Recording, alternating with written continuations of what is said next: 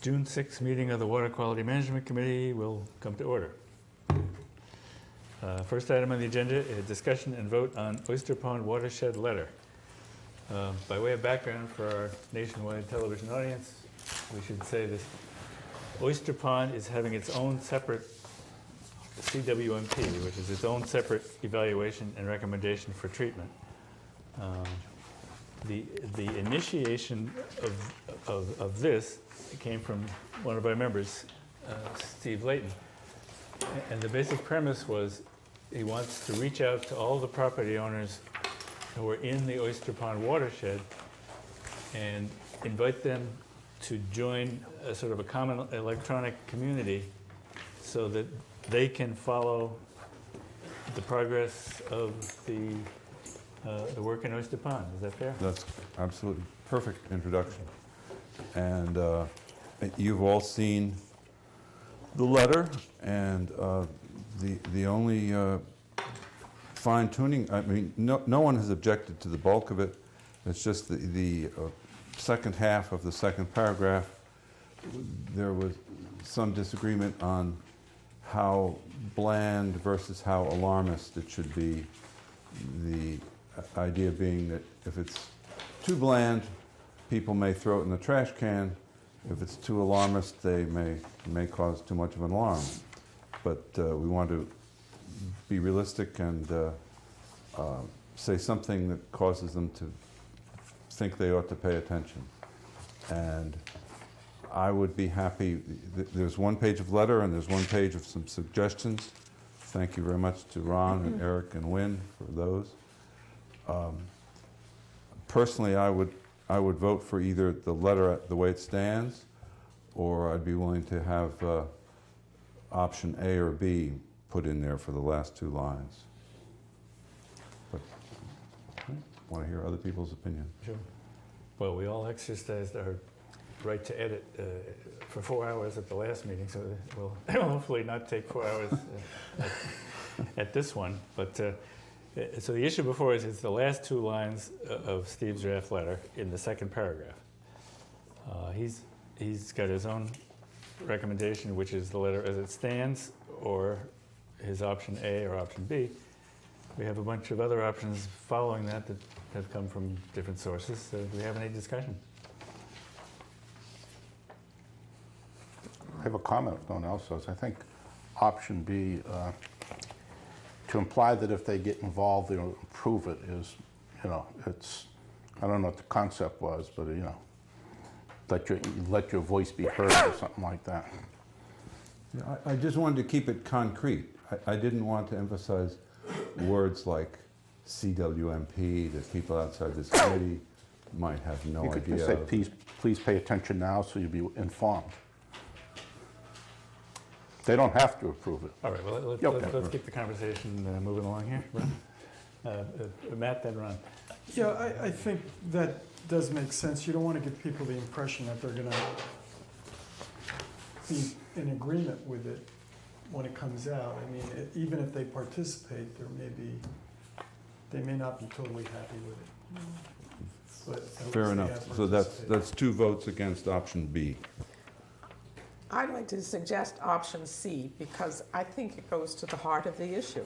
Your participation now will assure the best possible outcome for the Oyster Pond neighborhood. And that's what public involvement is. Everybody gets a chance to weigh in and to convince your neighbors and so on. And out of that process comes the best possible outcome. So that's an optimistic part. Right. Well, and I'm an optimistic person. So I would just take the second paragraph and that last sentence, which is a really long sentence, just put a period after opportunity for us to listen to your comments and ideas, period. Your participation now will help assure the best possible outcome for the Oyster Pond neighborhood. Right. That's my vote. Wynn, any observations or discussion? I was the one who suggested E, and I think that probably C is as good as E or better. Mm-hmm. And I can see Jerry's point in B.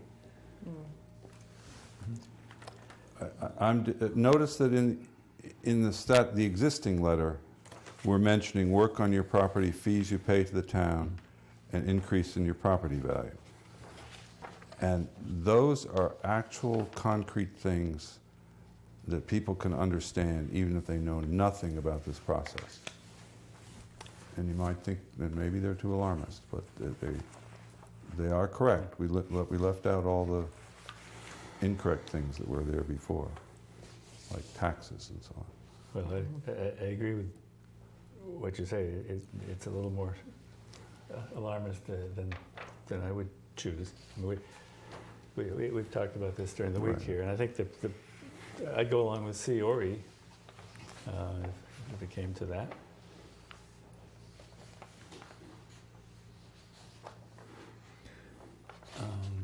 Can I have a motion from anybody about anything? Well, I'll make mine as a motion. Period after the word ideas, and then insert sentence C. Second. Okay, moved and seconded to go with C. Period after the word Yeah, ideas, right. and then insert sentence C in place of the information. Which paragraph is that? This is Second second paragraph. paragraph, and it's the very long sentence at the end The of that. last two lines, Two Okay, lines. I see. Right, plus the word particularly. right. Right. Okay, moved and seconded to adopt the motion as presented here, which substance of which is We'll item have C. some discussion. Oh, absolutely. I kind of like the sentence that's there now. I think it's, you really have to, I mean, for people to be alarmed by something they read, it has to be pretty strong language, and I don't think this is strong. I think it's factual. It's my opinion. Okay. I agree with Matt. All right. Any further discussion? Okay, so the motion before us is on item C with the period, as Virginia pointed out, the period after Ideas. ideas, and then a new sentence, item C. Okay, all in favor of that motion? Signify by saying aye. I, Aye. All right. All opposed? Okay, let's see. Opposed? Okay, the C's have it. This is, by the way, a really smart idea.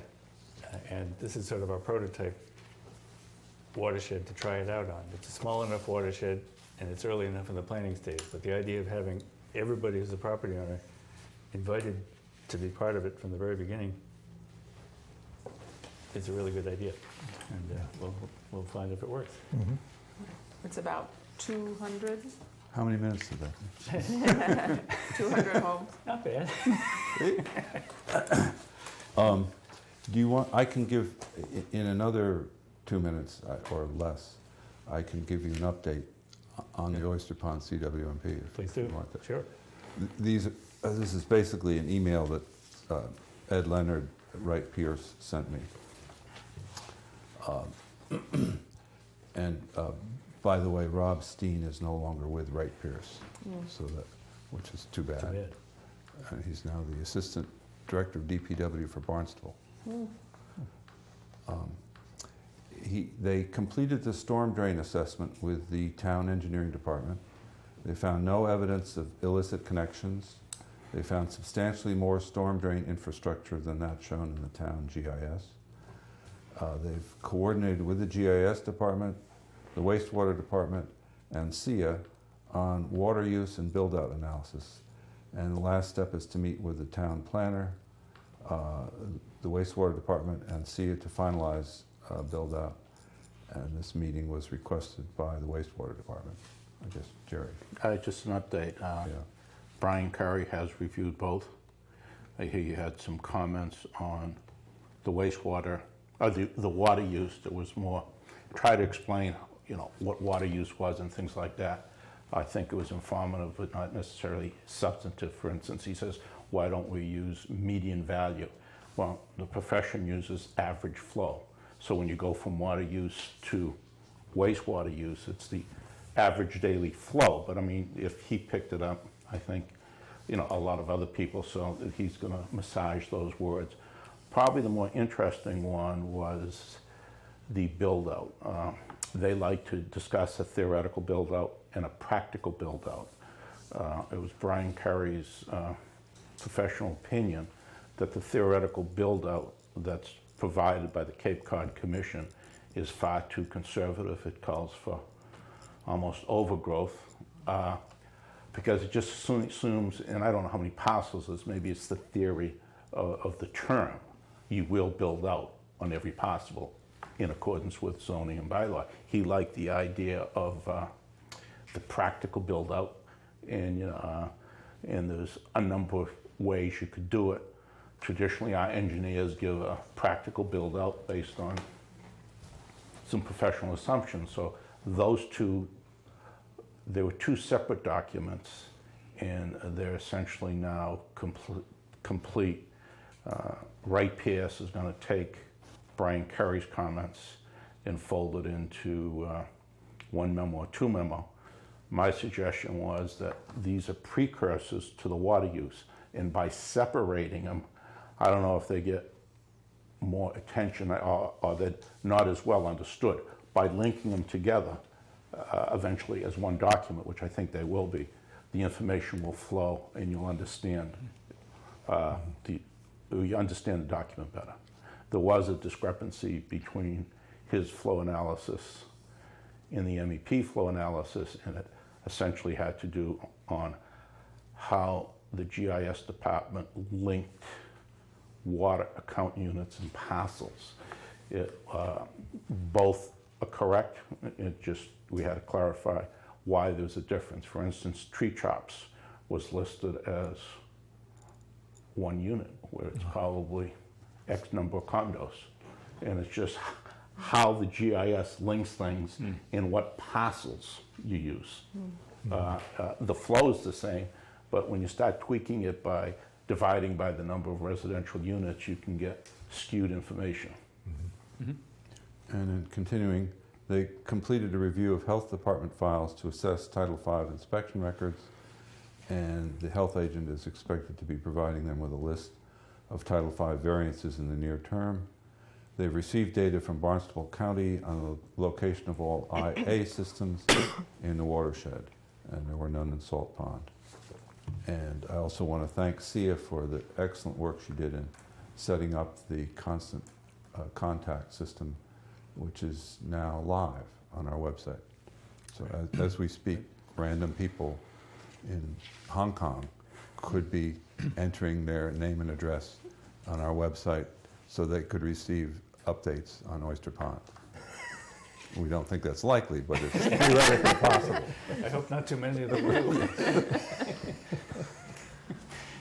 All right, that's terrific. And this is a prototype, because we've got more than half a dozen more estuaries coming after our current task is completed, and by then the Oyster Pond model will be the model. Good. Okay, number 2, report of the wastewater superintendent re-SMAS contract. Best mass contract for synthesis and analysis was signed today by University of Massachusetts, Dartmouth. Okay, we should explain for our nationwide television audience or international audience that SMAS is the University of Massachusetts at Dartmouth. They have this entity that it deals with marine studies, and that entity has been doing all of the data collection and monitoring in the affected area that we're talking about for the last 7 or 8 or 10 years. And part of our task is to do more of the same for the next 3 years, and that's what this contract is largely about. Well, the initial part of the contract is to synthesize and analysis But the earlier stuff. of the earliest stuff. We have a second contract of doing additional monitoring that SMAS worked with members of this committee. We had additions to it put in by Concom and even in ourselves when we started looking at what the intent was. That went out to public notice on Tuesday of this week. Public comments or questions are due to me Thursday. I send out final response to comments on Friday, clarifications, and we open bids on Tuesday the following week. It's a 7-day bid period.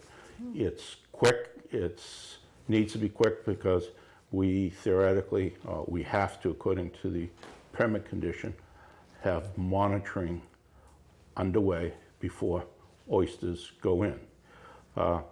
SMAS, like any other organization, cannot proceed ahead without a signed contract, where other organizations can proceed ahead with a notice of award that you were selected, subject to a lot of other things, and commonly known as you proceed at your own risk. The risk is small, but they have their administrative procedures, so I don't think they will be participating and responding. Okay. Which segues us into the next item, which is the Little Pond Aquaculture Project update from Sia, Ron, and Steve Rafferty not being here. It's you two. I just had Sure. a question, Jerry. When will they start then? Are they gonna start next week? Or are they all, like last year they did it anyway, but are they starting next week or do we know? They will start as soon as we review the RFPs. We choose the responsive bidder. We tell Julian that this is a responsive bidder, and he allows me to issue a notice of award. Okay, do we have a time, like, you wonder what, I'm hoping if there's no a week? issues, A week? 2 weeks? maybe by the end of the week, we could give them a notice. I mean, we'll go Next open on week. Tuesday. Next week. Yeah, Okay, I see. open on Tuesday. I think the RFPs are gonna be Right. pretty brief and concise. You know, Okay. Because you need this soon for this Well, project. yeah, the babies are growing. Yes. yes. Right. They're gonna wanna stretch their legs pretty They soon. need a sitter. So yeah, by the end of this week, maybe next week, and I've lost track of when they absolutely have to go in the water. I've lost track on what's the difference if they're in the water for a week, and then we get sampling. That's the Concom's call. We'll just tell them the conditions, what we try to meet, and what we actually did meet. Okay. I think we have till the end of June on the, Yeah, no, yeah, we have, right. So probably a bit more, as you say, but Concom really wanted something happening before. beforehand, and that's the goal we're striving That's for. what- Yes. Yes. Right, You're So, absolutely- before they're going. Yeah, and we have an upweller, so it's, okay, thanks. Any further discussion on item 2? Let's go to 3. Okay. Little Pond Aquaculture, Sia and Ron. I don't know, if you want to You can start. Okay, great. There've been, actually, I'd just like to praise Sia again in this meeting. It's amazing how many details have to go into setting everything up and the procedures, and there's also been a lot of cooperation from a lot of folks in town, volunteers, and who've jumped in at times on getting things started. So the procurement is moving. It's well advanced at this point with regard to the start of the process. The materials for the bags are here, and the bags are being assembled. And you're all welcome to join the assembly teams. It's fun to stand there, and so they've got it all set up. It's amazing. I spent a couple hours there today. Yeah, when and Where, where? who's Oh, it's they? near the, Dan Pugar is basically the manager of the he was hired as the manager of the Little Pond project. He's working with Matt Weeks, who's of course under Chuck and Greg.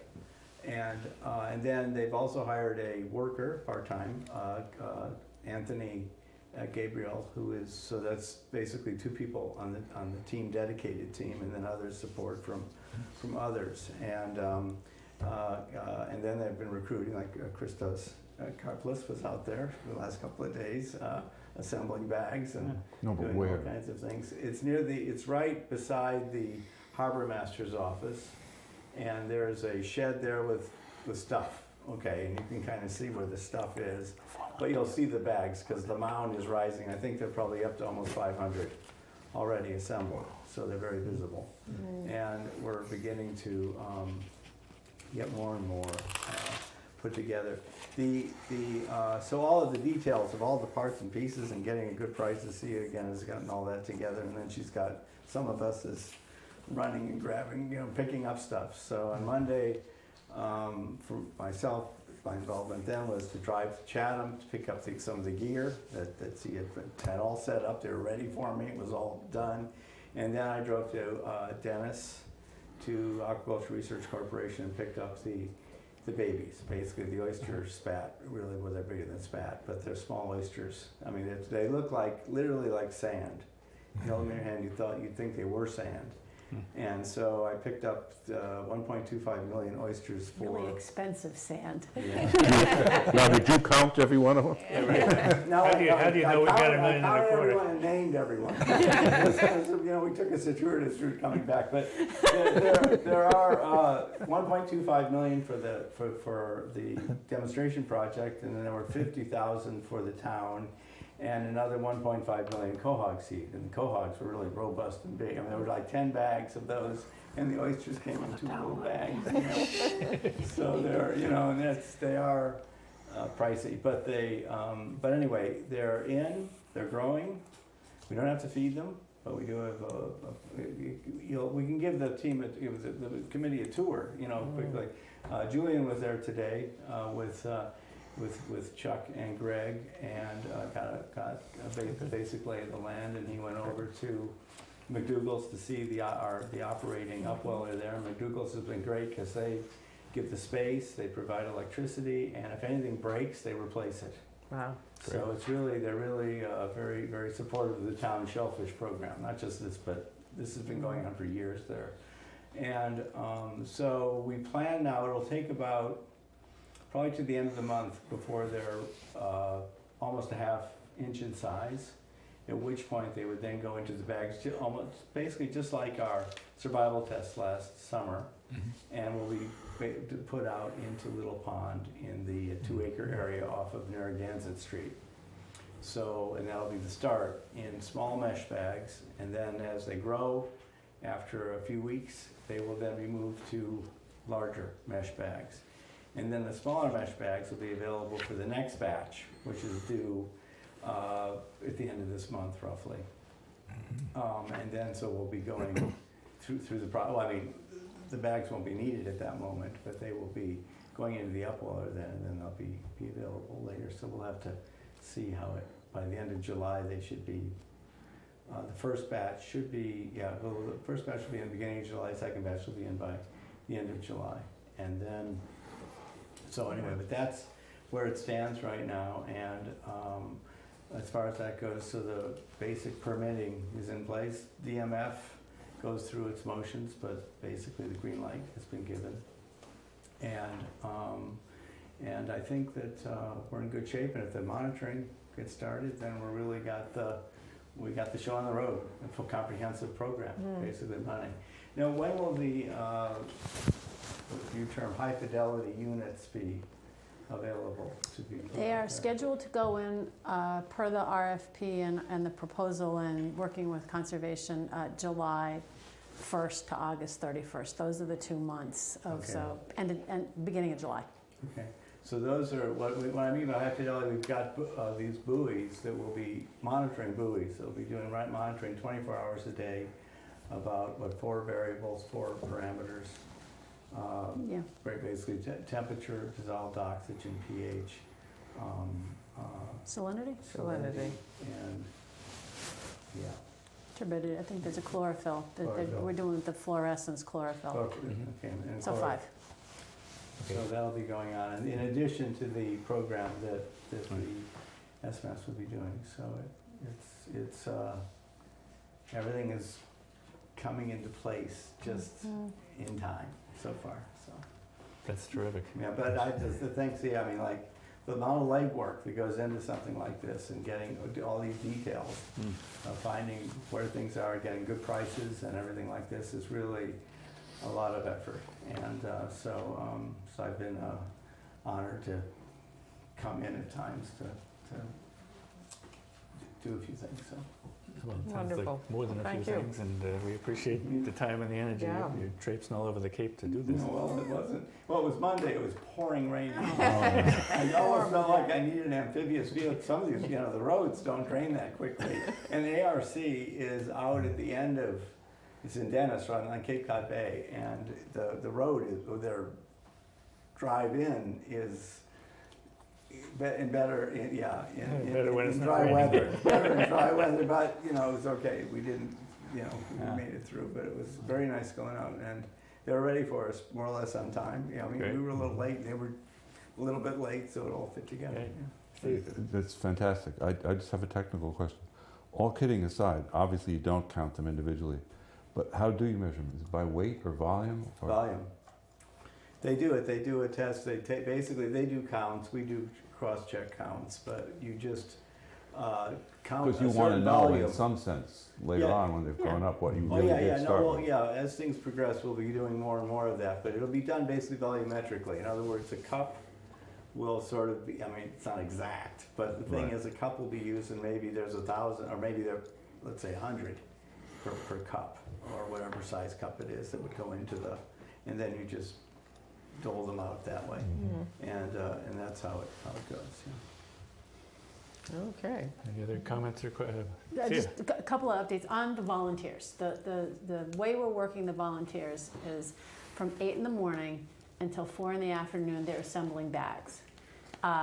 We can use one person, we can use up to 5 people. The right thing to do would be to contact me. I'm just making sure we don't get too big a crowd at any one time. We've had a wonderful turnout. People who have been involved with the water quality committee, Steve Fassett, for example, some other neighbors have been out there. Ron was there assembling bags. We got a couple of other people coming, and the bags, we have got 500 bags assembled. Total, we need 3,250 bags assembled. Okay. But the first batch of the 4 millimeter bags, which is what we need for the first installation, are just about done. So that's really encouraging. But anybody from 8 to 4, and they're doing it where the town boat landing is. There's the shed right there at the boat landing. From 8 to 4, 2-hour increments, 1-hour increment, whatever time anybody has. If they were to call me, just to let me know. Is there since you're, my good guess is that you're going to get an invitation published in the Enterprise. Is there a lower age limit? People should contact me, and I will tell them what the policy is from personnel on our junior volunteers. We're getting clarification from personnel on junior volunteers. There's no time schedule for the weekends. No, not on the weekends, just during the week. And then I just wanted to update on the budget. I thought, since we have a Yeah, just one comment on this too is that I was trained very quickly on how to do it. So it was, it comes pretty easily. So it isn't real complicated, and the tools, everything are there. Yeah, And it's very well set up. Great. When? I think, have everybody noticed that probably on Friday evening, Saturday morning, we may have 1.5 inches, 2 inches, 2.5 inches of rain. So we could keep that in mind if that affects the program. We have a gazebo cover Oh, great. that I originally got for the project to keep the sun from beating down on everybody, but it has turned into a wonderful rain cover. On Monday, they worked. Because we had this gazebo that was supposed to keep them from getting too hot. so it was a covered space. And just quickly to go over the budget, the original budget had $54,000, $54,708 for equipment. We made an order for the bags, floats, and ties that was $47,000. We got the zip ties, the long line clips. We needed 19,500 zip ties, just to give you a sense, because there are 6 ties per bag and there are 3,000 bags. So these became small items with a big price tag at the end, so it was quite advantageous to try to get a good price per unit, and we did. So we got zip ties, the long line clips, we got the hog clips that tie it, pretty much everything we need, and we still have $3,400 in the equipment budget. So we're under budget. We still have to buy a couple of things, but I think we've got a little bit of headroom, so we're doing well. Great. Yes. Great. And if anybody wants a copy of the actual budget breakdown, I'm happy to provide it. I'm impressed, because this was the most difficult one to get up and running. And I really wondered at times if we were going to get it up and running in time for this year. But I think we had great people. I think it really is. It's evident as you touched anywhere in the project. Yeah. They're very enthusiastic and serious and fun Great, at the same time. great. All right, any further comments or questions on the Little Pond Aquaculture Project? If not, next one is report on the status of tertiarily treated effluent disposal option, basically the Site 7 update, since we haven't talked about that for several meetings. CWMPs and such getting in the way. Virginia, you've been involved in. Well, we've been tracking it because it is obviously a key component to the whole wastewater picture for Little Pond. And so I'm going to comment on several things that are in progress. The concern of the residents around Crocker Pond was whether phosphorus would get into their pond. And so we have asked for soil tests both at Site 7 and downstream, sort of closer to Crocker Pond, but clearly in the pathway from Site 7 to Crocker Pond, to test the character of the soils. Normally phosphorus under aerobic conditions simply sticks to the particles and it does not travel and would not get into the pond.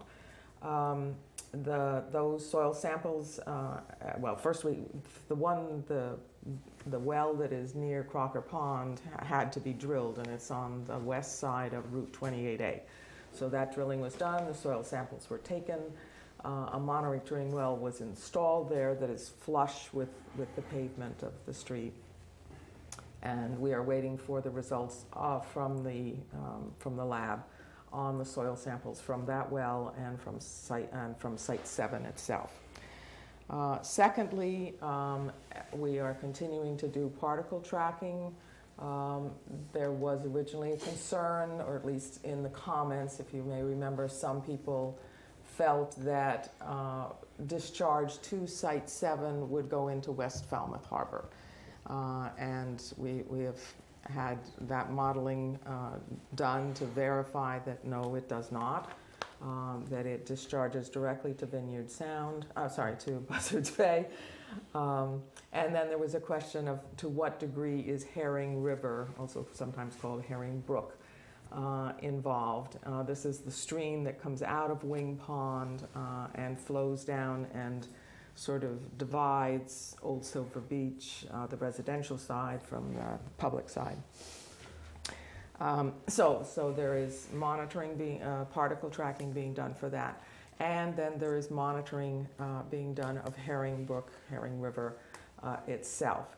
The Buzzards Bay Coalition has been collecting data on Herring River for several years, and they have asked the state to list it as a water body that should have further evaluation. And that list has a technical number of 303D, which is sort of a new number for me. So Herring Brook has been listed on as a water feature of the town, a coastal river that will need monitoring. They have been collecting all of their samples right at the bridge, whereas the stream goes, as I said, all the way up inland and finally all the way to Wing Pond. So we're considering having a second point for monitoring. Matt? I think the 303D list those are waters that are impacted. Impacted, that's right. Impaired, right. Impaired, right. They're claiming that this. So Herring Brook is an impaired body of water. At this point, based on the data they have collected at the bridge, we have at the same time learned that there was a cesspool at the residential side of Herring Brook, on Old Silver Beach, at Old Silver Beach on the residential side, about 200 feet from the bridge. So it is conceivable that there may be a complication, or that the measuring being taken may be seeing something that's not typical of the watershed. So at this point, that's under consideration. Their Buzzards Bay Coalition does its monitoring every season, and we have suggested that they do a second monitoring site that is farther upstream. So that's sort of status of elements related to Site 7. Now, there's another piece of this, which is that we've been talking to the consultant about in-plant, sort of polishing, I guess is the phrase, but things that could be done at the plant that would either reduce nitrogen or reduce phosphorus if necessary, other than what's being done now. Right now, what's being done brings the nitrogen down to 3 or less, but there are other ways, at least conceptually, to reduce it beyond that. And NOC has been looking at a bunch of those, and maybe you'd want to give a thumbnail sketch of any of that. Sure. I think in working very closely with GHD, who are the sort of wastewater consultants, we've been looking at just ways to reduce nitrogen using just a variety of different technologies, hoping to see if there are what I would call biological solutions, constructed wetlands types of solutions, or even filtering and being able to sequester in a centralized way nutrients that are coming out of the effluent. And so there's a variety of possibilities, but it's pretty early stage, I would say, right now. At least conceptually, there are absolutely ways to reduce nitrogen and phosphorus. The question is what works, what can get permitted, would it work in our particular circumstance? So it's exciting to think about, but it's early stage right now. Comment, question, Steve? Virginia, who could I talk to find out more about this phosphorus going into the ground and just sticking to the particles? You can't keep something like that up forever, Well, or else you have some kind of fantastic phosphorus mine. who can you talk to? We'll have a report I can soon. answer that, actually.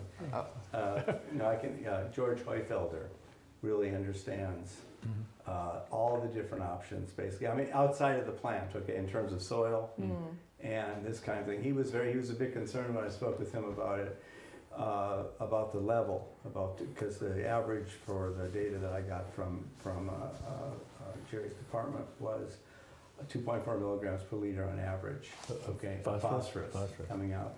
And so he was a bit concerned. He didn't realize it was that high. But there are different types of soils that can be actually, there's stuff like green sand. There's all these different things that can be applied at the effluent point or somewhere. Or there may be, as from the soil samples, they may find that there's considerable adsorbing type things that will grab that, that will grab it. But it's uncertain. And the Cape, it's very highly variable. Some places are better than others. And so there may be something maybe coming up in that. There may be something else in the plant that Jerry would know that can be done to work on that aspect. But George, really, if you want to give him a call, he's quite happy to elaborate on. I think it was a half a dozen things he mentioned to me or something approaching that. But there were not. There are ways. Again, it gets into cost, and it gets to management side of things and how it's done, because it's not commonly done, I guess, at least in Falmouth, and how to work with that. So it's, but there are methods, and I don't, I'm just going to, Steve, we all impose on George, and he gives freely of his time, and I know you're a scientist. If you Google phosphorus attenuation through the soil, you'll have a lot of night reading. It's so much more fun to call George. Well, no, I'm just saying that, if you read it, then you call them up, you might be out there sometimes. We are doing a study, so we're going to have site-specific information back soon, I hope. The other thing is we are looking, we haven't even started, but, there's some concern, well, maybe we have a high user of phosphorus in our system that we haven't identified. high. Someone that discharges a high amount of phosphorus in their wastewater. Oh. Oh, okay. I don't know. Yeah, that's something. That'll be a good bit of sleuthing. Figure that one out. Take samples at a half a dozen manholes. But Figure it out. I did have a few comments on your presentation, Virginia. One is, but thank you very much. It's very, very good to see that this is progressing. Another concern was not just phosphorus, but also nitrogen, and the nitrogen levels also in Crocker Pond, that the PALS studies have shown that it's near the limit, basically, according to the reporting that I've seen. So that should be looked at as well. You're talking about what's called the trophic level of the pond, the amount of biological activity in it now? Right. Is that what you're Well, referring to? that plus the limits of what's coming in because of the watershed there and everything else from the highway or whatever, in terms of coming in. There is a concern about the highway, which probably I should have mentioned. It turns out there is a major drainage shed that has a huge pipe that goes right down and directly discharges to Crocker Pond. It's built a little delta in front of it, so it's actually dry land, but it flow and they have an easement. It shows on the town records. They have an easement that includes part of the pond. I learned from the Bourne Farm executive director that because this part of the pond belongs to Bourne's Farm, they're very concerned about that direct discharge. And so the state is revising the intersection of Thomas Landers Road and Route 28A. It has something to do with signals and so on. And so Bourne's Farm has put this discharge onto that list of things that the state has to look at. So that would be something that would improve the health of the pond if they change it so it's not a direct discharge. Yeah. Right, but the thing is, they may not change that. They may say, okay, that's the limit, and therefore we have to know, there may be limits just how the trade-off Or there may be works. trade-offs. Yeah, maybe trade-offs. Yeah, Okay. but that's another piece of new Right. information. Could we jump back to Matt? He was I just come want to back point you. out that that's part of their best management practices, Mass Highways. They've got to address that. If they do anything in there, the town should insist that they do. I completely agree. And your legislative delegation should be Weigh in. Right. weighing in on that. Right. Okay, Absolutely. good Yeah. point. Okay. The other thing is that in addition to Herring Brook, there was discussion about Mashapaquet Creek. Mashapaquet, yes. Mashapaquet Creek, which goes, that's the proper way to say it, I guess. The French Sorry. version. Okay, Mashapaquet Creek.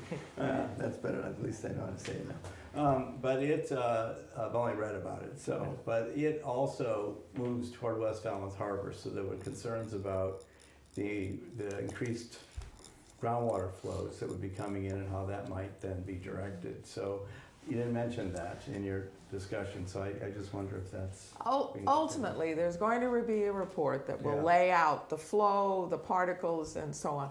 It was alleged, I have to say, that Mashapaquet Creek would be affected by Site 7, but the at least preliminary particle tracking shows clear difference. Okay, well, I mean, if the studies show that Yeah. and they're properly reviewed, that's great. Yeah. One other thing too about the ways to reduce N. I mean, Jerry, is there any chance of bringing back the existing, which you can see from Google Earth, spray irrigation area? I mean, that might be. I never understood. I never really had a clear explanation why that was suspended. Basically, The maybe state it wasn't didn't working. give, the state didn't give us the attenuation credit for nitrogen.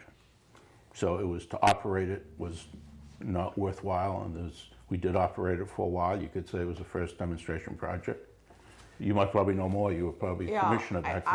I'll add two things. One is that part of the reason there's been no discussion of the spray irrigation is because that's within the West Falmouth watershed. That's And another good point. so the discussion all the way along and the assurances to West Falmouth were, if there's any additional discharge from treated effluent at the plant, it will be outside your watershed. So that's the first reason it hasn't come up.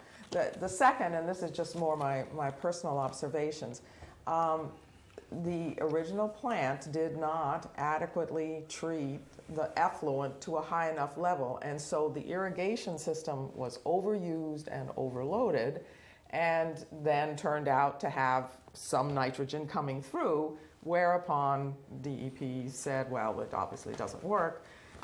And you know, I personally prefer biofilters and lower using the land and the that we have.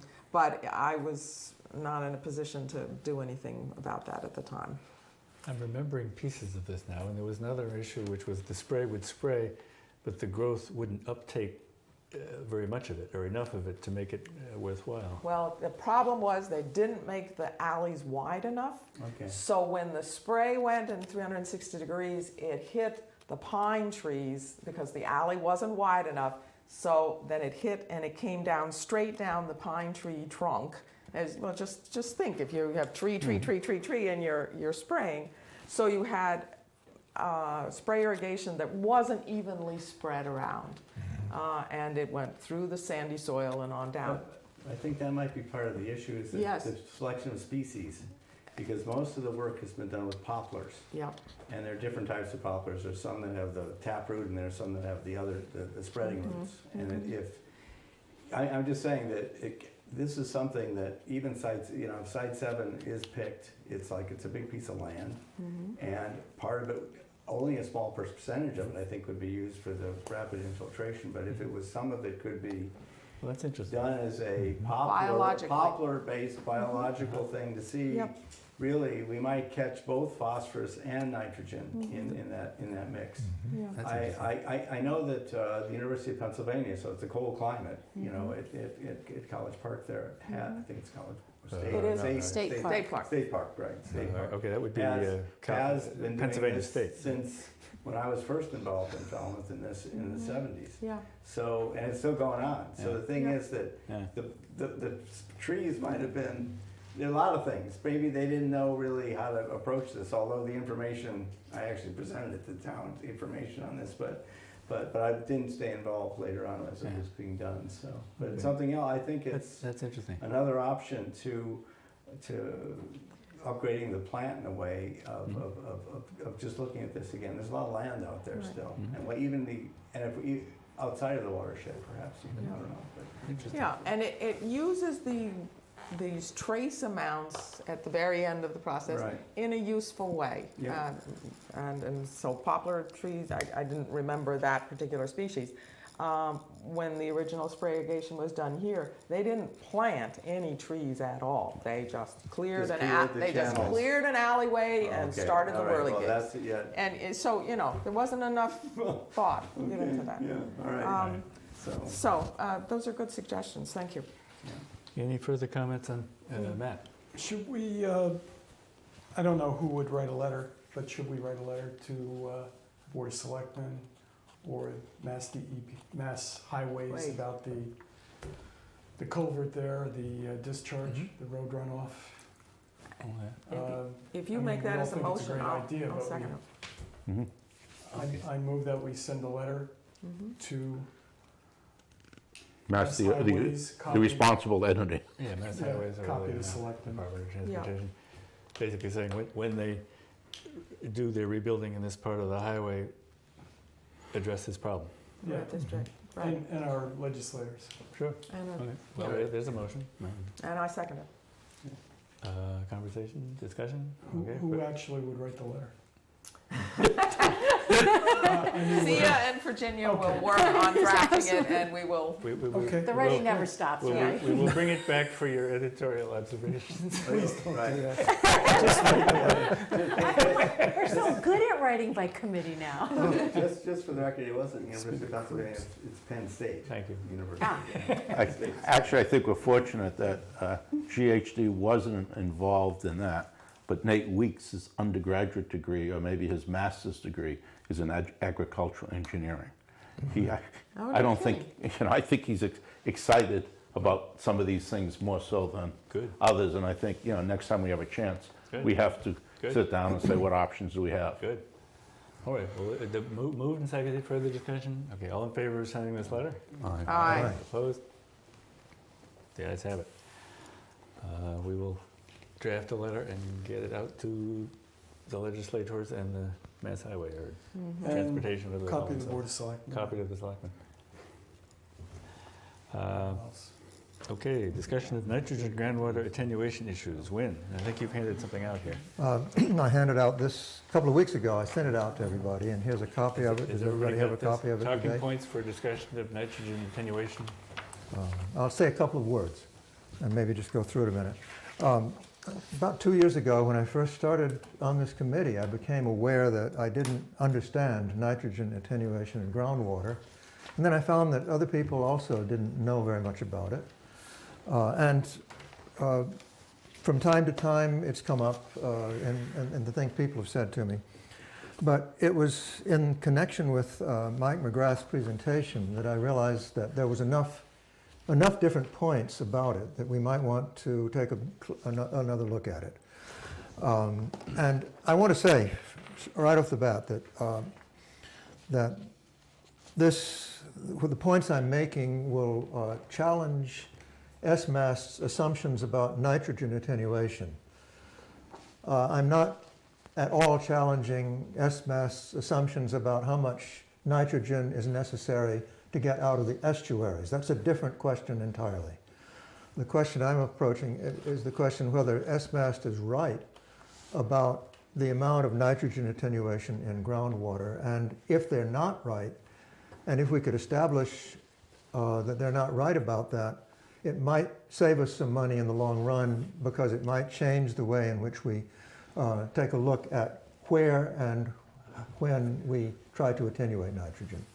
And so I accumulated all of the information I have, and I'm not an expert. I'm not pretending to be an expert in this.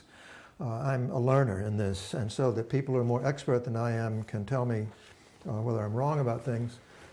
I put down SMAST's assumptions. Does everyone, if I remember their report correctly, am I right about SMAST's assumptions that a typical home, they assume a typical home discharges nitrogen with a concentration of about 39 milligrams per liter? That's about right. Per year? Right. per liter. Ultimately, Just we the should concentration. run, this is our read of their assumptions. That's exactly, We yes. should check with them. Exactly. Do they agree that these are their assumptions? Exactly, we should Okay. do that. That's one of the things that ought to be done. About 25% of, I've heard this from several people, that altogether in the Tidal V system, from the tank and the Tidal V system itself, you get about 25% of attenuation of nitrogen, and I think they assume nothing thereafter, or very slow attenuation thereafter. Mm-hmm. I think they assume, according to Virginia, they assume that ponds attenuate about 50% of the nitrogen. That's just a figure that they give. I was told, I think I was told that by Tom Cambereri. So again, I would need to double check Yes, yes. that that's in fact correct. I think that's just sort of a figure that they've given. Yeah. It would have to depend on the size of the pond. Well, Otherwise, you could game the system. You could have 3 little tiny ponds in a row, and each one would take out 50%. well, I maybe mean, that's reduction to absurdity. We're dealing with reality. we're dealing with reality. Yeah. But ponds, We'd have to put Real- nitrogen in. Yeah. yeah, the ponds could be really different in size. I'm sure. Would you speak up at the microphone? Come there? here. Was this If fine? you look at the rainbow charts included in the report, I think it tells the percent they attribute to every water body. So there's different ones for different ponds, and I believe that goes. Are there probably- different ones for It's different? probably, an average of 50. And who are you? Okay. I think, Who are you? sorry, I'm Paul Gobel with the town of Mashpee. Okay, thank you. And anyway, we need to find out what they assume. Paul is becoming an honorary member of this committee, since thank he's you. attending at least as well as some of our members. And I think that groundwater progresses down gradient at different speeds at different times of year and under different circumstances, but an average of a foot a day seems to be what people seem to agree on. And this last one, I just tried to express my understanding of what they're saying about the total daily discharge of nitrogen can be reduced to the TMDL of nitrogen at the Sentinel station. If you reduce it by that, you will allow water quality in the estuary to improve enough for the estuary to recover given time. That's, I think, just a very, very general statement of what I understand they're saying. There's a lot of differences of opinion about how long it will take and so forth and so on. Yep. And so I just went, I tried to put together the information I had gathered in the form of challenging each one of the assumptions. Both George Heufelder and Mike McGrath do challenge the assumption that typical home discharges of nitrogen They think they're much higher than those assumed by SMAST. We're going to have some information about that, at least from the homes that we are testing now. We're going to have some information about that. Water flow goes down, concentration goes up. I think that's one Total of the flow is assumptions. going to matter too. Total flow does matter. Total flow, average total flow is average nitrogen. Yes, that With plays low-flow into it. toilets, I think that's why there is some discussion of what is the proper concentration of nitrogen coming out. But, you know, we deal with concentration because it's easier. Ultimately, you deal with mass. Yes, exactly. But that's a grace note on this particular thing. George thinks in general that much more nitrogen comes out of houses than they assume. He's assuming that. Fair enough. Yes. Okay. think I've And been so through so is Mike McGrath. Whatever the flows happen to be, whether they're high or low, that much more nitrogen comes out than is assumed. Secondly, I've read an article by Ivan Valiella and others written in 1998 with some care, and I listened to what Mike McGrath had to say, and both of them are saying that they think, although Ivan was very careful about expressing how certain he was about this, they think that nitrogen attenuates after it leaves the septic system considerably in the first couple of 100 yards, and it continues to attenuate after that. He assumes that that's the case, and the figures he gave were about 33%, 33%, 33%. But he said that depends on the soil, it depends on all sorts of things. It's not a fixed figure at all. But if that's true, that means a lot more attenuation than is assumed by than SMAST. And partly because of that, Mike McGrath said he believes that most of the nitrogen reaching the estuaries from septic systems comes from home within a few hundred feet of the estuary. I think because of that because of that attenuation that he assumes. Okay, just before we go to the next page, it's interesting. I mean, if they say that it's much higher coming out, the concentration of nitrogen, and the attenuation is much greater, then the lower amount coming out with less attenuation may be about the same. I don't know. I mean, it's But just then- that, but then you it know, becomes- I don't know quantitatively, but it looks like there might be some, they may not be that far apart. Yeah. Well, that's the point, but then it means that you want to concentrate on the ones that are close to the estuaries. Right. The ones far away don't matter. Which is what we happen to be doing. Right. Right, Fine, yeah. because the peninsulas are narrow enough that the houses are close to the estuary in So if this almost is- all so if cases. this is right- But north of Route 28, which is what we've always Right. talked about as being the upper watersheds, there's some really good questions that need to be pursued. But to the extent that this is right, things like PRBs will turn out to have a much better effect on the TMDL, on Or- meeting the TMDL. Or possibly lower if they're set back from the estuary with houses between them and the Right. estuary. Right. We have to think about that. Right, you're right. The location of PRBs may be a crucial thing. To speak to Ron's point, I was assuming that in saying that we weren't challenging the amount of nitrogen that they assumed was coming into the ponds, that I wasn't challenging this and saying if we could reduce that nitrogen coming into the pond. I was assuming that there was about the same, either, depending on which way you looked at it. And Virginia, you challenged the third assumption that the ponds, you think the ponds attenuate more than they're given credit for. Well, if you just think about it practically, if you have houses upstream of a pond and they put nitrogen into the pond, and then the assumption is made that only 50% of that nitrogen is biologically absorbed in the pond, then the other 50% should show up at the southern end of the pond as the groundwater leaves the pond. But I haven't seen any data that really backs that up. So, but on the other hand, people haven't specifically gone out and said, okay, we're gonna double check what's the nitrogen concentration at the discharge side of the ponds. So it's sort of a long-term interest of mine, and I work on it when I have time. I just, no, on this, when you say pond, you're talking about the estuaries. No, actually, I'm talking about Freshwater freshwater ponds. ponds, inland ponds. Right. Yep. Well, I don't know, Yeah, maybe. I've heard Alison Leshin say that the ponds and various places that are nitrogen sinks, because of the extra nitrogen which has been coming down from the sky over the past half century, and because of the nitrogen which is coming from septic systems, that they may be overloaded in some cases. Sure, And we don't know. sure. And it partly just depends on the size of the pond. If you Yeah. have 10 houses in a small pond versus 10 houses in a big pond, you're going to have a different result. Anyway, it's something we need to look at. There are some reports on this in terms of loading for West Falmouth in particular.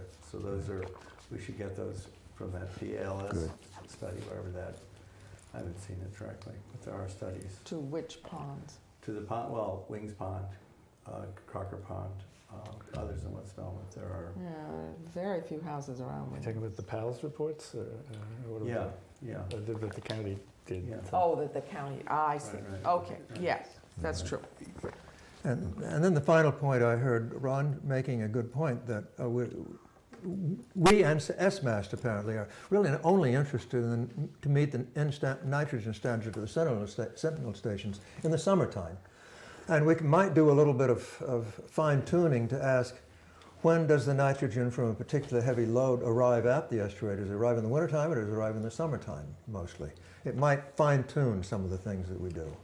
I think it's a bad assumption to assume you can go to the Sentinel station, sample it, if it meets it. When we could put a filter around the Sentinel station. I mean, that was Yeah, we're putting moistures around one right now. Right, yeah. So, I mean, it's like you have to take the entire weight of evidence. Yeah. You know, yeah. the Sentinel station, the modeling, and some additional things. I can just add to, I think that I talked to John Ramsey about this as well, because he's also been looking into this, and as well as the SMAST assumption, and then my view on it is that it really is that it's depending on the estuary, okay, to an extent, but like Little Pond has a freshwater turnover rate, excluding the tidal exchange, of about once a month. Great Pond through the year from freshwater flows from groundwater, the streams coming in, and precipitation. So once a month, we have a volume of water, and the full volume of the pond goes out the inlet.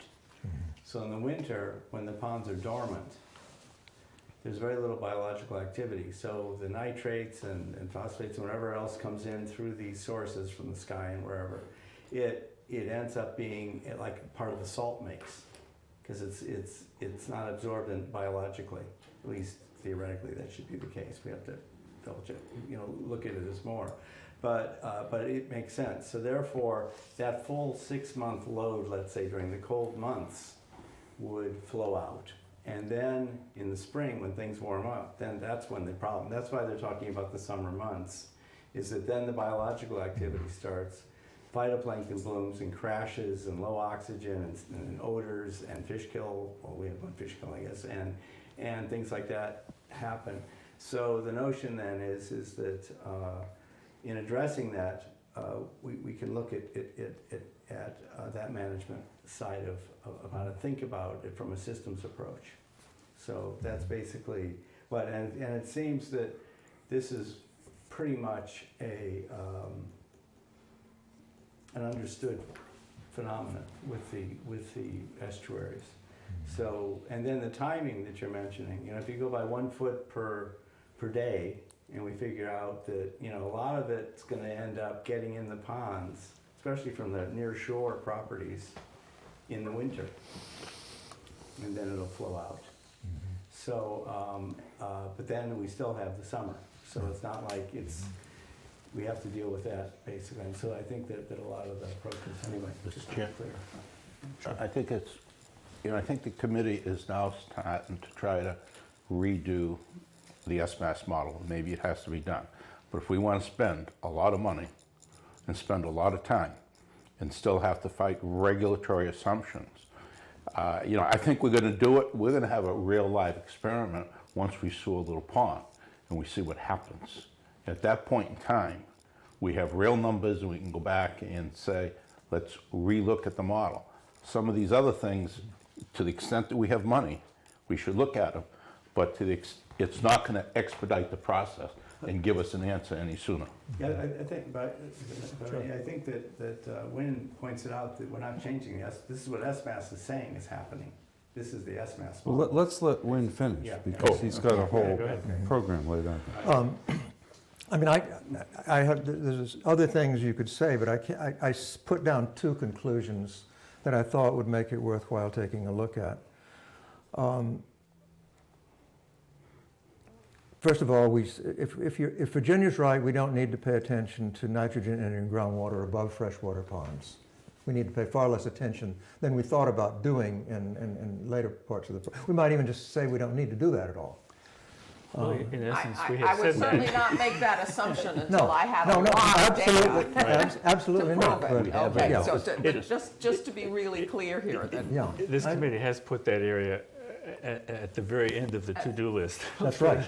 We have up to date, but it also, it has something to do with, well, I won't go into Yeah. that, but it has something to do with it.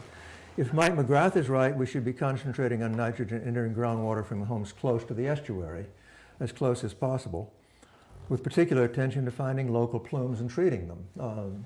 I don't know whether that's going to turn out to be a reasonable thing or not, but he's suggesting that. If Ron is right, we should be concentrating on nitrogen.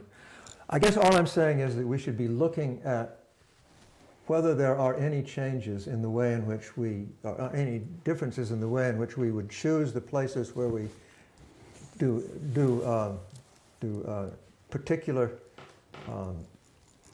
where we build anything or do anything, on the basis of knowing a little bit more about how nitrogen enters the groundwater and how much attenuation there is. Matt? Yes. This is not a new debate, No. whether SMAS knows what it's doing or not. And it actually started down the Lower Cape. Orleans had put together a scientific committee to look at, I'll say a committee of citizens that were scientists, retired scientists, very well qualified. And they looked at the report, and they had a private company do an I analysis. saw that. And they had a lot of issues. What happened was there were enough towns clamoring on the Lower Cape about this. It's probably 2 or 3 years ago, that the county put together a Peer review. The peer review committee, yeah. Right. And they had some pretty highly qualified people from around the country who they invited here to do this peer review in a period of few days, 3 days. They might have been given the material earlier. They were, I think Oh, they yeah. had it, and then they got together Then, here. but they debated it, and they came out endorsing the SMAS model. You know, Yeah. they pretty much backed it up. I- And I'm just getting to what Jerry was saying. A lot of time and money was expensed in that process, and it got them nowhere. I don't know if maybe it probably wouldn't hurt to get your questions answered. But I'm just saying, if we're gonna challenge the SMAS report at this point. I wanted. I don't think that's what you're suggesting. I'm hope not suggesting that. Okay. Because we've gone by that a long Yeah. time We ago. did. I think that the question I would like to ask is, to what extent did the survey of the SMAS model address this particular question of attenuation in groundwater? Did they address that? And what did they say about that? Did they answer any of the questions that we're answering? Or did they decide that And the SMAS? answer is yes, they did. They did. They did. Oh, yeah. Right. And the report's online if you want to I read listened. yourself tonight. I don't remember I listened, I was actually there when they gave Okay. the report, and I have a copy of the report. I didn't see any great discussion of this, except that the impression I got was that nobody knows the answers to these I think questions. the thing was, we have an adequate report in more than that, well, it was adequate enough to go forward Yeah. and not inadequate that we should stop. Right. Right. I think that is, I'm not challenging that. Yeah, I'm not challenging that at all. This high-level panel that spent time on this, they didn't conclude that every detail that SMAS relied on was 100% accurate, but they said they were close enough for the purposes of the study. whether it was 50% or 45% or 55%, those were the kind of gradations they were looking at. They weren't looking at, were you 50% or were you 10%? Right. So he said, since most of their estimates were in that kind of a range of variability, they said it was a model you could rely on for what we're doing. And Well, we did. How much of the model was and how much of the report is the TMDLs themselves, which none of us, and even Mike McGrath, no one is contesting that you have to remove a certain percentage because you know what the concentration is and you know what eelgrass like to see. Right. So it's not rocket science to know if you have twice as much, you've got to take half of it out. But where you can capture it upstream, that's a more subtle thing, which is what you're talking about here. Yeah. So what if you just circulated this 2-page document to all the people in your final paragraph and asked for their opinion? If For we the get first pass, Fine. and go from there. Because this is so basic. This is like asking a country doctor and one patient to do, for us to do this, to do a study on how antibiotics are absorbed. I mean, the EPA should be doing this. Well, that's right. We're Or not doing it. one of these, remember the two groups, one at MBL and one at Hui, who got our little letters of endorsement.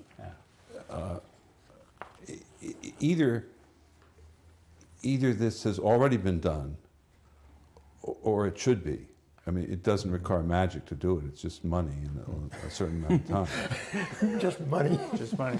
No, I mean, it doesn't require creative breakthrough. Right. It doesn't require somebody to win the Nobel Prize or something. Yeah. You just go stick a bunch of probes in the ground and measure. And Yeah, I think it's Figure more it than out. that. Well, There's my a hunch is report oh, yeah. right here Every day. online. my hunch is it's much more complicated, and it isn't just stick some probes in. I do want to be really cautionary about your assumption of what SMAST assumes, and you need to tell me exactly which paper you read, and then I'll ask Ivan if you have read it correctly. Yes, I think that would be a good idea. Because I'm not sure of that. And so I would be, I think just so that the committee doesn't get embarrassed and you don't get embarrassed, that we need to do a little double checking before we make this into a big deal. I completely agree with Matt that because of the questions in Orleans, the county did go to a considerable expense to hire people who were very knowledgeable to review the overall SMAS program, and they concluded that it was reasonably correct, as Eric said. Would it be the thing to do to add their names to this list of Whose people? names? The names of the people who did that study. I Names of the high level people. I would start with square one. Yeah, okay. You've made an assumption that you have correctly read and understood. And I don't know that. And you Yes. don't know that, That's and right. you got to know that first. Okay. So, I have some work to do, or somebody has some work to do. Well, you have some work to Yeah. do. do we all agree that circulating this to this list of people is acceptable Well, I and think reasonable? his step one was to deal with SMAST and see if his statement of their assumptions was an accurate one. Yeah. and give me exactly the paper that you read. I can give, I'll I can double check. make a copy, I All have a right. copy of it online. You could check with everybody you quoted to say, There. Yeah. the same thing. Exactly, Did I yes. quote you actually? Did I Actually, quote you yes. In accurately? what paper Yes. or whatever were you Yes. referring to? There you go. Because there are So that- subtleties sometimes. That- Right. That's Ivan, Mike, Virginia, and Ron. Right. Who's I- Matt? I wanted to bring this to the committee before I started sending out letters to people and talking about it, because I don't know anything. Well, that's, And so you've given me I need to do a little bit of more work, bring this back Okay. in a couple of weeks. But you if I- could do it, especially if you delete alarmist paragraphs. Selectively, depending on which person you're sending it to. we can help you. I mean, you can, Oh. right? You can save a lot of time by sending it to all those people, but maybe not sending all of it to all the people. In other words, ask each one for their opinion of the part that they are likely to know about. It's just a thought. Yeah, I could think about that. Yeah. The first question is to find out whether I have accurate information in number one, and whether I could ask each of the people whether I'm quoting them correctly. starting with Ivan, making sure that I'm quoting him correctly. And then go from there. If I've quoted them correctly, then I want to go back and read that report and see how much they actually said about attenuation in that report, whether they actually studied that question or whether they just said, well, we don't know attenuation from nothing, and nobody knows attenuation. I don't think anybody said that exactly. Not quite.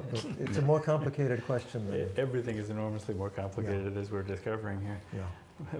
Like someone said it to me, all you have to do is Google nitrogen attenuation, Yeah. which is what I did. The first thing that came up was a report prepared for DEP, April 2007. It's a nitrogen attenuation in wetlands, a literature review, bibliography with abstracts and annotations. That was on wetlands, okay, yeah. That's, Well, It was That's case because specific, I forests- think. that's been studied It does considerably, forests, yes. it does, Okay, so you can ask a different question Rivers. and you'll get some more answers. there's a lot to it, so you Yeah. might want to Yeah, start with what DEP knows. yeah. I talked with Allison about that. She said that wetlands attenuation, a short version of what Allison said is that wetlands may have been overloaded on the Cape. to a But it's great more, extent. this research is forested watersheds, right, emerging okay. scrub, riparian zones, streams, rivers, lakes, estuaries, And groundwater? salt marshes, mixed-use watersheds, And groundwater? constructed wetlands. Yeah, but McGrath is specifically talking about non-wetlands. Yeah. Right. And he's talking about groundwater. He's Right. not talking about attenuation into groundwater. He's talking about attenuation in groundwater. Okay, do we have Yeah, any okay. further discussion on this topic? Any others, reports of committee members or staff to bring forward? You're going to talk about the sea level rise conference, or just remind Yeah, people? That's the Next. next, Oh, the okay. next thing on the agenda. Okay, okay, sorry. Yes, there is a Yeah. conference That's- sponsored by Webner on the 13th and the 14th of this month in Hyannis. We were invited to send a representative to talk about our aquaculture experiment, and Ron has agreed to go and do that. Jerry's going to go and Right. talk a little bit about the PRB and what's inlet widening specifically. Inlet widening. And And everyone else on the committee obviously is invited to go. You just go to the Webner website and sign up. Sia is going to be there for part of the time. Sia and I have been invited to prepare and Sia has said that I should do it because she doesn't have the time, prepare a board if we wanted to talk about eco-toilets. eco-toilets in that time of when they're going to have boards there to show and tell. Okay, they in were the evening. charging exhibitors money. I don't know if you count it as an exhibitor. No. No, good. No, this is not. Yeah. Actually, I have a question for Jerry. Has a nitrogen reduction credit been assigned to inlet widening things? I mean, can we get credit for the? We hope to be able to show that by inlet widening, we reduce the amount of nitrogen coming from how many homes?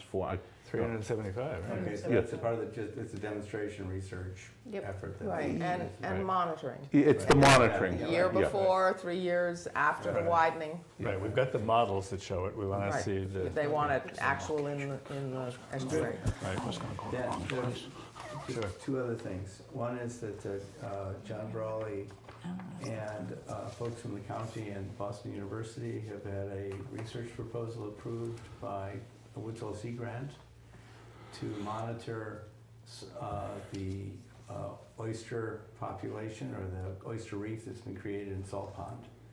So they've gotten the funding basically to go out and see what the impacts are on the Salt Pond water quality from that, which is sort of along the lines of what they're doing in Wellfleet, except they went to a lot of effort in Wellfleet and we happened to get lucky and suddenly, for whatever reason, have a pond full of millions of oysters that are, pretty good size. Wow. It's a closed fishing area, shell fishing area, so it means that they're more or less protected by that, so that they can continue to do what they do in there. But they have a program, they're gonna look at the genetics, where they come from, and look at the changes in water quality. I assume they're now searching for the baseline data that was before they appeared. I think they have that. I don't have the details on that. But anyway, that is something that, and also was brought to the attention of the Conservation Commission, so that, and recommended that they definitely get in touch with them just to do it, because it's basically sampling a few animals and water quality. The other thing is that on another side is that the Woodsell Oceanographic proposal that Matt Charette had asked us for a letter of endorsement wasn't supported for funding, so No. that one won't be going ahead. And that was a project to look at nitrogen attenuation mechanisms at the interface of salt and fresh water. So that is, under that program, is not going ahead, but they will probably be sending it elsewhere, so we We may should still. send it to the EPA and have them pay them to do this. Yeah. So, anyway, but this is, those are 2 points. The sea level, I think for people generally interested in sea level rise, that's probably the bulk of this conference. And if you don't know why water seeks its own level, and Louisiana is going to have a higher flooding than we are, go to that conference, and it's a very simple answer. I tell you what, I will pass around the agenda of the conference so you can all see. My feeling was that this was not as much about sea level rise as it was about other things. The agenda will be in front of you in 1 minute, and in Yeah. front of you too, Yeah. so we can all Okay. figure it out by ourselves. I had the agenda in front of me. I didn't. This is the There's a- 13th and the 14th. Yeah, 13th there's a and 14th. plenary session. There's 3 plenary sessions on the first day. One of the whole plenary sessions is about climate change, sea level rise. Some Right, really right. good people are talking. Right, yeah. Concurrently, there are other sessions about planning and the Cape Cod Commission talking Right, about its right. MVP and that stuff. And then It's about more than sea level rises. I know, but it there's is a good. really good Yeah. session on Yeah. sea Yeah, level yeah, rise. thanks for, that's what I meant. Yeah. It's one of the things that I'm particularly enthusiastic about hearing. Yeah. All right, any other reports of committee members? Okay, we have number 8, correspondence from Steve Rafferty, which is, unfortunately for us, he's not going to he's asked not to be reappointed to the committee here. His work is escalating, and as you see, he's not here tonight, and he feels like he wouldn't be able to give us the time and that we need from him. So I'm sorry to hear it, but That's too bad. When does that become effective? June 30th, Oh. this month, end of this month. No, that's a big. So we've asked this, Yeah. the selectman knew this, he sent them a letter a couple of weeks ago, and presumably, we mentioned this morning that they ought to put it on their list of things to do, to reappoint, or Right. appoint somebody new, Okay. so I'm sure they will. Right. But it's too bad, because he added a lot. Yeah, no, he's right in the trenches, so to speak. Yeah. A lot, every day. Yeah. I was amazed that he was able to put in the time that he could, even over these years. Many Yes. years now, right? 4 years? 4 years. 4 And years. he was on the Yeah. review committee too, Yeah, that's right. So, Yeah. and the Board of Health at the same time. Right. So. Right. I think it would be nice if we circulated a card of thanks to him. Just, Okay, we have one more meeting before June 30th? yeah, I don't know whether he'll be at the next meeting, but Right. I'll get a card that just thanks him, because he certainly has been a really positive Yeah. contributor to all our discussions. A thank you letter, maybe? Oh, just a card? If it's a letter, somebody has to write it. If it's a card, it's done. And all you do is sign it. If it's a letter, the crowd will want to edit it. We're not doing that. He could bring cookies if he's going to be at the meeting. He Oh. likes cookies too. Yeah, that's Okay, true. yes, if the next meeting is his last meeting, Okay. Yeah. let's make something out of it. Let's make Yeah. something out of it. Okay. Just to make sure he's going to be here. All right, Need to use cookies for him.